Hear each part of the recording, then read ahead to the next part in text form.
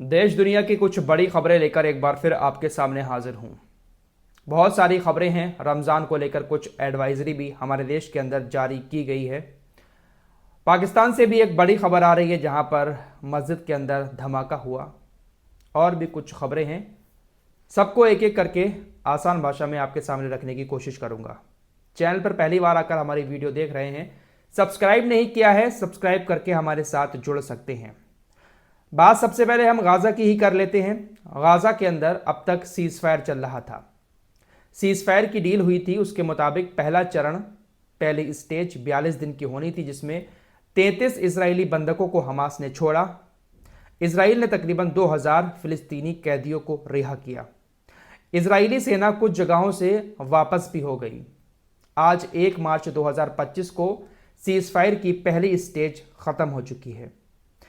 Seize fire की दूसरी stage लागू होने का टाइम आ चुका है, जिसको लेकर कतर और इजराइल के अधिकारी मिस्र की राजधानी काहिरा में मौजूद हैं। बातचीत चल रही है, लेकिन हमास की तरफ से अभी कुछ देर पहले ऐलान किया गया है कि सीज़ फायर का दूसरा चरण लागू नहीं हो पाया। बातचीत नाकाम रही। हमास के स्पोक्स पर्सन हाजिम कासिम ने अल अरबी टीवी को बताते हुए कहा कि बातचीत का सिलसिला शुरू तो हुआ था, लेकिन बात नहीं बन पाई। ये जो दूसरी स्टेज है, इसमें जो बचे हुए कैदी हैं उनको एक ही बार में हमास रिहा कर देगा। साथ ही साथ इजराइल की जो सेना गाज़ा के अंदर तैनात है, उस पूरी सेना की वापसी होगी। लेकिन इजराइल ऐसा कभी नहीं चाहेगा। इजराइल कभी नहीं चाहेगा कि वो अपनी सेना को पूरी तरीके से वापस ले। इसीलिए ये दूसरा जो स्टेज है सीज़ फायर का, वो लागू नहीं हो पा रहा है। जैसे ये खबर सामने आई कि बातचीत नहीं हो पाई है, इजराइल फिर से गाज़ा पर हमले शुरू कर सकता है, तो इसी बीच हूतीज़ के नेता अब्दुल मलिक अल हौती ने भी इजराइल को युद्ध की धमकी दे दी। जब सीज़ फायर लागू हुआ था तो उस वक्त हूतीज़ ने अपने हमले लाल सागर में बंद कर दिए थे। हूतीज़ ने साफ कहा था पहले भी कि अगर गाज़ा में सीज़ फायर हो जाता है तो हम अपने हमलों को बंद कर देंगे।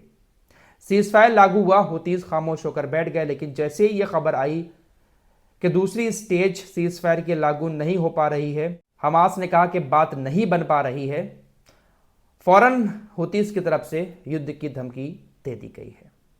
फिलहाल सभी अधिकारी मिस्र की राजधानी काहिरा के अंदर मौजूद हैं। देखते हैं कि दूसरी स्टेज कब और कैसे लागू होती है। अब बात करते हैं आज के सबसे हॉट टॉपिक पर, जो इस वक्त पूरी दुनिया के अंदर चर्चा में है, ट्रेंड में है। यूक्रेन के राष्ट्रपति ज़ेलेंस्की और अमेरिका के राष्ट्रपति डोनाल्ड ट्रंप के बीच हुई नोकझोंक आज पूरी दुनिया में चर्चा का विषय है। दरअसल आपको लगातार मैं बता ही रहा हूं, यूक्रेन और रशिया की जो जंग चल रही है, इस जंग में जब जो बाइडेन की सरकार थी अमेरिका के अंदर, तो अमेरिका ने पूरा पूरा साथ यूक्रेन का दिया। लेकिन जैसे ही डोनाल्ड ट्रंप राष्ट्रपति बने हैं, यूक्रेन से दूरियां बढ़ा ली हैं और रूस से दोस्ती करना चाह रहे हैं। ये चीज यूक्रेन को काफी खटक रही है।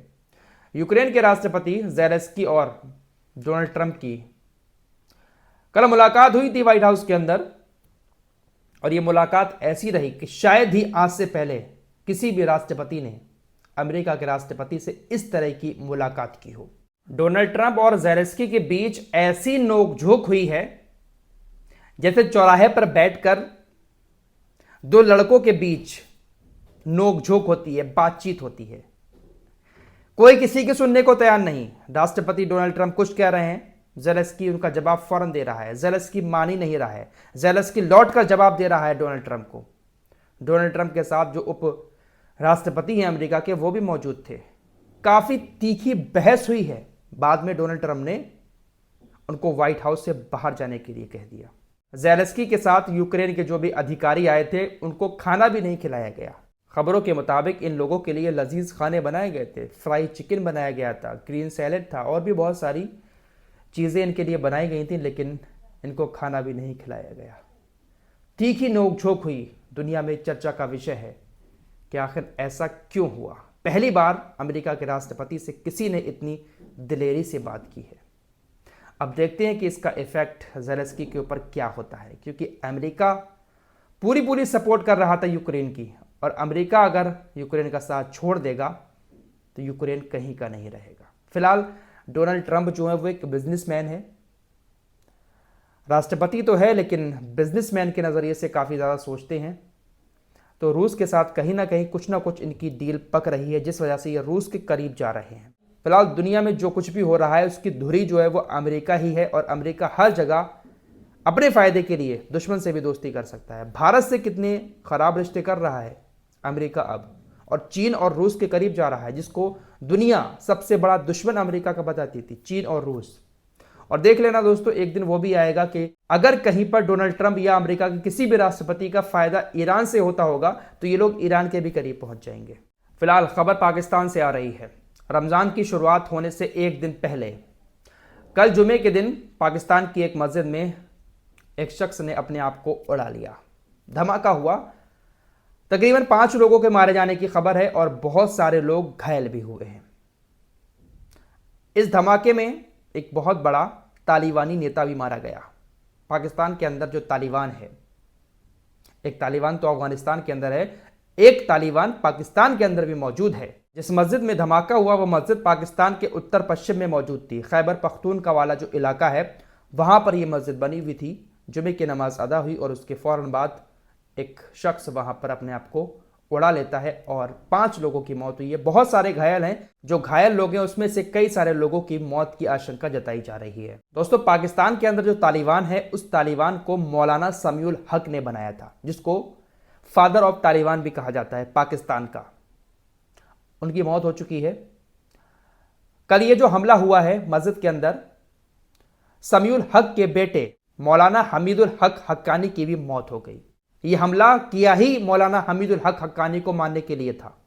मस्जिद के अंदर मौलाना हमीदुल हक हक्कानी नमाज अदा करवा रहे थे। नमाज जैसे ही हुई उसके बाद वहां पर ब्लास्ट हुआ, उनकी भी मौत हो गई और कुछ और लोगों की भी इसमें मौत हुई है। ये जो मस्जिद थी वो तालिबान समर्थक जामिया हक्कानिया के अधीन थी। जामिया हक्कानिया नाम से यहाँ पर एक मदरसा भी चलता है जिसमें बहुत सारे बच्चे भी पढ़ाई करते हैं। फिलहाल अभी तक इस हमले की जिम्मेदारी किसी भी संगठन ने नहीं ली है। दोस्तों, पाकिस्तान एक ऐसा मुल्क है जहां पर सबसे ज़्यादा मस्जिदों में हमले होते हैं। दुनिया में किसी भी जगह पर मस्जिद के अंदर इतने हमले नहीं हुए हैं जितने पाकिस्तान में हमले हो चुके हैं और होते रहते हैं। दोस्तों, रमज़ान का महीना आज अल्हम्दुलिल्लाह शुरू होने वाला है। रमज़ान का महीना शुरू होने से पहले एक एडवाइज़री जारी की गई है।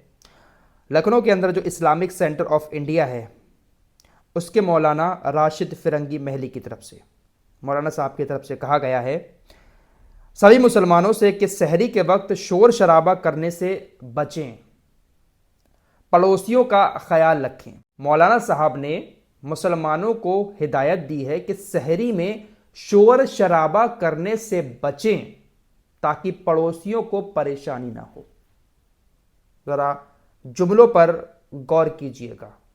शोर शराबा करने से बचें, ये बात कही और भी कुछ बातें कही एहतियात बरतने की। अब मौलाना साहब की इस बात पर देवबंद के जाने वाले उलेमा मौलाना कारी इसहाक गोरा, उन्होंने रिएक्शन दिया है। उन्होंने कहा कि मौलाना खालिद रशीद फिरंगी महली ने जो स्टेटमेंट दिया है, जो एडवाइजरी जारी की है, इस एडवाइजरी की कोई ज़रूरत थी ही नहीं। इससे एक गलत मैसेज जाएगा और गलत मैसेज जा रहा है। गलत मैसेज ये जा रहा है कि मुसलमान सहरी के अंदर उठकर शोर शराबा करते हैं जिससे पड़ोसियों को तकलीफ होती है, दिक्कत होती है। देवबंद के मौलाना साहब ने कहा कि ऐसा कुछ नहीं है। इस्लाम तो हमेशा से पड़ोसियों के अधिकारों को अहमियत देता आया है। हमेशा से इस्लाम कहता चला आया है कि पड़ोसियों को तकलीफ ना दो। अगर कोई पड़ोसी तकलीफ में हो उसकी देखभाल करो। हमेशा से पड़ोसियों का हक इस्लाम ने हमें बताया है और आप इस तरह की एडवाइजरी जारी करके एक गलत मैसेज दे रहे हैं। लोगों के बीच गलत मैसेज जाएगा कि मुसलमान शोर शराबा करके पड़ोसियों को तकलीफ देते हैं। देवबंद के मौलाना साहब ने कहा कि हाँ, सहरी के वक्त एक आध जगह से शिकायत आती है, वो कोई निजी मामला होता है किसी का, लेकिन हमेशा से मुसलमान पड़ोसियों का ख्याल रखते चले आए हैं। इस पूरे मामले पर आप लोगों का क्या कहना है कमेंट बॉक्स में ज़रूर बताएं। फिलहाल रमज़ान का ये पाक महीना हम सबको नसीब हुआ। आप सभी को एक बार फिर से रमज़ान की बहुत बहुत मुबारकबाद। अपने दिल में अहद करें कि इंशाअल्लाह इस महीने में एक भी रोज़ा हम नहीं छोड़ेंगे, और नमाज की जो आदत इस महीने में हम डालेंगे वो ज़िंदगी में कभी भी नहीं छूटेगी।